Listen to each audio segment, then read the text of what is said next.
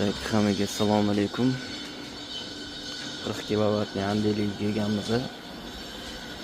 Yangi stabilizator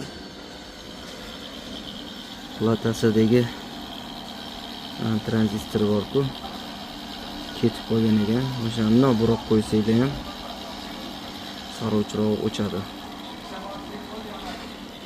Sariq chiroq yonib qolgan. Mana pastiga chiqayotgan tok 240 bo'lib ketgan bo'libdi. Stabilizator yangi 1 yillik stabilizator.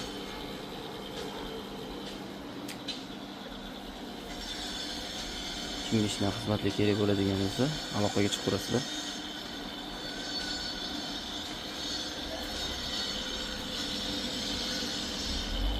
Aka bu где-то qishlagacha ishlaydi, ha? Qishlaga 3 oy qishgacha ishlaydi. 3 oydan keyin platasini